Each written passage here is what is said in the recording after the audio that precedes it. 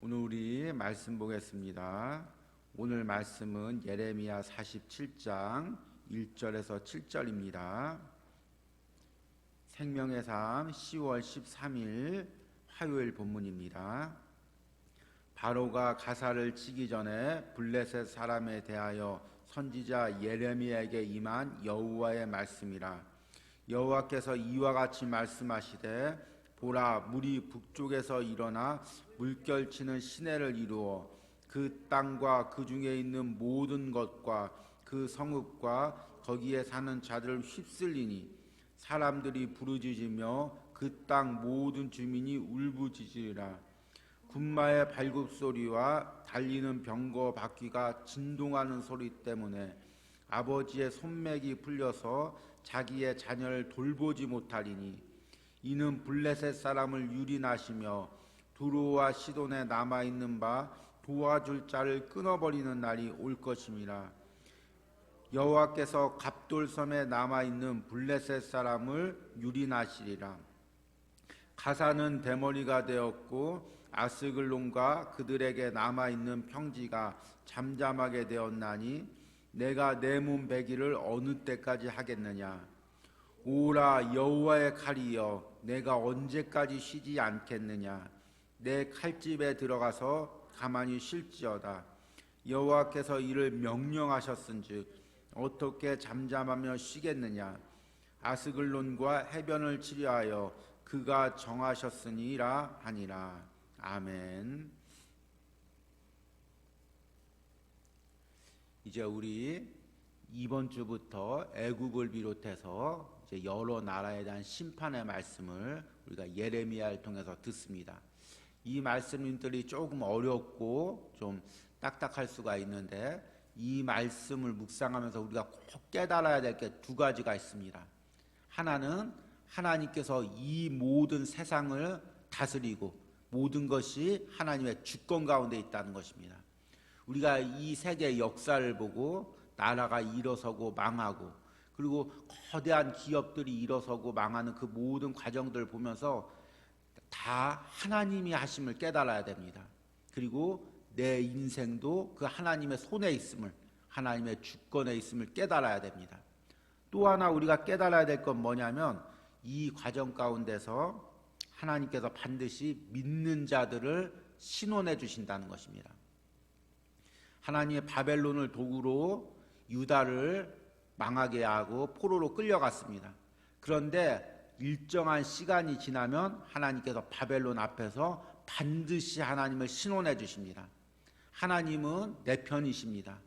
하나님은 믿는 자의 편이십니다. 하나님은 기도하는 자의 편이십니다. 꼭 하나님의 자녀들을, 믿는 자들을, 기도하는 자들을 신원해 주십니다.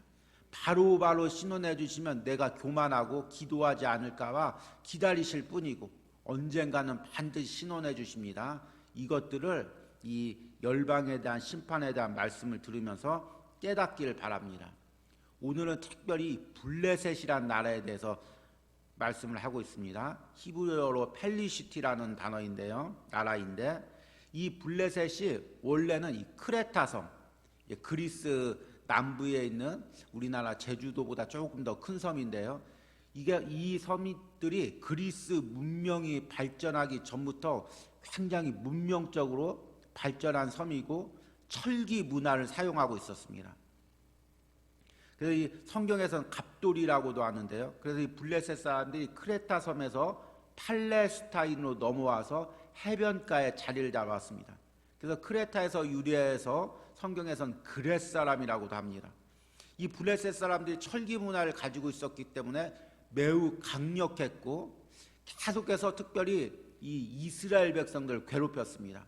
이스라엘 백성들이 특별히 가나안 땅에 정착한 산 이후부터 성경을 보면 사사시대 때 계속해서 이스라엘을 괴롭히고 또 사울왕 시대 때 여러 번 이스라엘을 침공하고 다윗 왕 때도 여러 번 전쟁이 있었는데 이제 다윗 왕이 하나님께 바로 살았기 때문에 블레셋을 크게 이겨서 그 후부터 이제 블레셋이 잠잠하다가 유다 나라가 멸망하면서 이제 혼란스러우니까 이때 블레셋이 망한 유다 나라를 침공해서 사람들을 사로잡아서 노예로 파는 일들이 있었습니다. 그러니까 이 유다 입장에서는 이 블레셋이 얼마나 미운 나라입니까? 계속해서 블레셋이 유다 백성, 이스라엘 백성을 괴롭히고 사로잡아가고 또 괴롭히는 가운데 있는데 하나님께서 이 블레셋이 결국에는 심판당할 것을 오늘 말씀에 예언하고 계십니다. 오늘 말씀 1절은 블레셋에 대한 이 심판의 예언이 언제 하나님이 말씀하셨는지를 이야기하고 있습니다. 1절 말씀 보니까 바로가 가사를 치기 전, 가사는 블레셋의 대표적인 도시고 남쪽에 있습니다. 이 바로가 가사를 치기 전이란, 바로가 가사를 쳤을 때, 공격했을 때는 언제냐면 우리 월요일날 말씀했듯이 애굽이 바벨론과 싸우기 위해서 북쪽으로 올라가서 갈그미스에서 싸우기 전에 요아스와 싸웠는데 그 시기에 블레셋도 같이 공격을 했습니다. 그 시기 전에 하나님의 예언이 이미 임했다는 것입니다. 그리고 이 2절 말씀부터는 이 블레셋이 어떻게 심판당할지를 이야기하고 있습니다. 2절은 특별히 그 심판의 장면을 시각적인 효과로 보여주고 있습니다.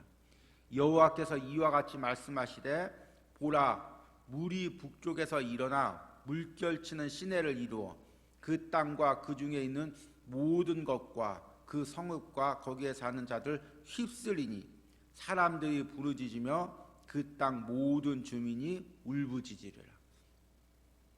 마치 홍수 때 이 강이 막 불어나서 이 불어난 물들이 사람을 넘치듯이 북쪽에서부터 강한 물결이 휩쓸어서 이 블레셋을 쓸어버린다는 것입니다. 그런데 이 예언의 말씀을 할 때는 블레셋이라는 나라는 아주 작은 나라였습니다. 오히려 애굽이 강대했고 애굽과 블레셋이 자주 전쟁을 했습니다. 그래서 애굽한테 망하면 망했지 바벨론에게 망한다는 건 생각도조차 할 수 없었습니다. 그런데 하나님께서는 예기치 못한 방법으로 이 블레셋이 큰 물결에 휩쓸리듯이 망할 것이라고 이야기합니다. 3절 말씀 보니까 시각적인 효과를 통해서 또 말씀하십니다. 군마의 말굽소리와 달리는 병거 바퀴가 진동하는 소리 때문에 아버지의 손맥이 풀려서 자기의 자녀를 돌보지 못하리니, 무서운 말발굽 소리와 병거 소리가 진동해가지고 그 아버지가 아이를 안고 도망가다가 손맥이 풀려서 아이를 돌보지 못하는 그런 상황까지 온다고 이야기하고 있습니다. 4절 말씀 보니까 이는 블레셋 사람을 유린하며 두루와 시돈에 남아있는 바 도와줄 자를 다 끊어버리실 날이 올 것입니다. 두루와 시돈은 전통적으로 블레셋의 우호국이고 어려울 때마다 이 블레셋을 도와줬는데 그 도움의 손길까지 다 끊어버릴 것이라고 이야기하고 있습니다. 또 특이한 것은 갑돌섬, 아까 앞에 이야기했듯이 크레타 섬인데요. 블레셋 사람들의 이 본거지죠. 갑돌섬에 남아있는 블레셋 사람을 유린하리시라. 그 본거지까지 다 유린한다고 말씀하고 있습니다. 5절 말씀 보니까 가사는 대머리가 되었고 비통한 상황을 당했을 때 사람들이 머리를 미는 장면을 연상케 합니다. 아스글론과 그들에게 남아있는 평지가 잠잠하게 되었나니 내가 내 몸을 베기를 어느 때까지 하겠느냐. 특별히 고대에는 우상을 숭배할 때 자신의 몸에 상처를 내면서 신에게 도움을 구하는 일들이 있었는데 그런 도움이 다 쓸모없음을 이야기하고 있습니다. 6절과 7절은 하나님께서 그렇게 한번 일하신 후에 그 일하심을 멈추지 않는다는 것입니다. 적당히 손보는 것이 아니라 블레셋이 완전 망할 때까지 하나님께서 일하신다는 것입니다. 오라 여호와의 칼이여, 내가 언제까지 쉬지 않겠느냐. 내 칼집에 들어가서 가만히 쉴지어다.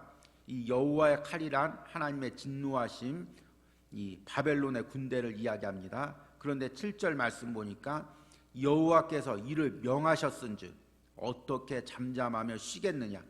아스글론과 해변을 치료하여 그가 정하셨느니라 하니라. 블레셋을 망하고 블레셋을 심판하는 것이 하나님의 정한 뜻이고 그 정한 뜻을 이루기까지 하나님이 쉬지 않음을 이야기합니다. 우리가 이 말씀을 묵상하면서 한 가지 깨달아야 될 것이 있습니다. 그것은 뭐냐면 하나님께서 당신의 믿는 자녀들에게는 항상 옆에 때로는 힘들게 하고 때로는 찌르고 때로는 아프게 하는 시험의 대상을 옆에 항상 둔다는 것입니다.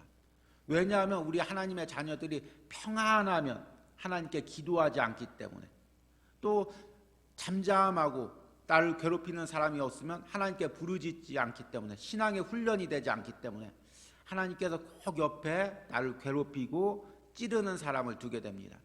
그래서 여러분들이 사는 가정이나 직장이나 신앙의 공동체에서 꼭 나를 신앙적으로 괴롭히는 사람이 있습니다. 성경에도 마찬가지입니다.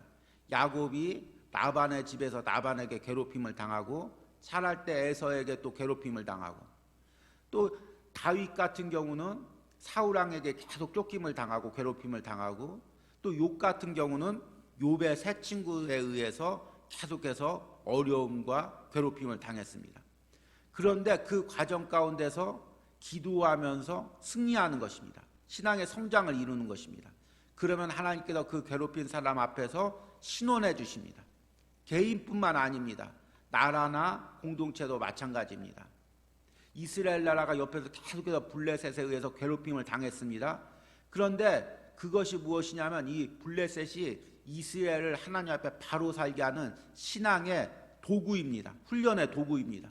그래서 이스라엘 백성들이 우상을 섬기거나 하나님 앞에서 멀어지면 블레셋이 공격해서, 그래서 하나님께 간절히 기도하고 하나님 앞에 나오면 블레셋이 또 도망가고, 조금만 신앙이 나태해지면 또 괴롭히는 블레셋이 나타나고, 그러면 그로 인해서 하나님께 더 가까이 가고, 그리고 이스라엘 백성들이 어느 정도 신앙으로 성장하자 하나님께서 블레셋을 물리쳐 주시고, 이것이 이제 하나님의 섭리인 것입니다. 여러분, 이 말씀을 묵상하면서 지금 내 옆에서 신앙의 훈련을 시키고 있는 사람이 누군지를 한번 깨달아 보시기 바랍니다. 이 신앙의 싸움을 싸울 때 꼭 필요한 원리가 있습니다. 승리하는 방법이 있습니다. 첫 번째는 뭐냐면 절대로입니다. 나를 괴롭히는 사람과 같은 방법으로 싸우면 안 됩니다. 하나님이 그 사람과 같이 싸움하고 욕하고 그러라고 나에게 그 사람을 붙여준 게 아닙니다. 그 사람을 신앙의 도구로 삼아서 그 사람이 괴롭힐 때 하나님께 더 나가서 기도하라고, 지금까지 제가 말씀한 그 원리를 알겠죠? 기도하라고 하나님이 그 사람을 붙여준 것입니다. 그런데 내가 기도는 안 하고 그 사람하고 똑같이 싸우고 욕하면은 신앙의 훈련이 되지 않는 것입니다. 그 사람을 내가 욕하고 싸워서 이긴다고 할지라도 더 괴롭히는 사람이 나오고 더 어려운 사람이 오히려 나오는 것입니다. 그렇기 때문에 여러분, 사람이 나를 괴롭힐 때, 사람이 나를 힘들게 할 때 그것을 통해서 하나님께 더 가까이 가시기 바랍니다. 더 기도하시기 바랍니다. 그러면 승리하는 것입니다. 기도하면 기도할수록 그 사람이 잠잠해지는 것입니다. 그 사람의 권세가 사그러지는 것입니다. 그 사람의 역사가 떠나가는 것입니다. 이 나라와 민족에서도 마찬가지입니다. 우리가 이 코로나 시기로 어려울수록, 핍박당할수록 하나님 앞에 더 나가서 기도하면 세상의 권세가 꺾입니다. 우리를 괴롭히는 세상의 그 모든 여론들이 꺾입니다. 여러분, 그렇게 기도해서 기도의 능력을 맛보시기 바랍니다. 또 하나는 절대로 사람을 두려워하거나 사람을 미워하면 안 됩니다. 그 사람을 내가 미워하는 순간 그 하나님의 그 모든 시험의 훈련에서 내가 실패하는 것입니다.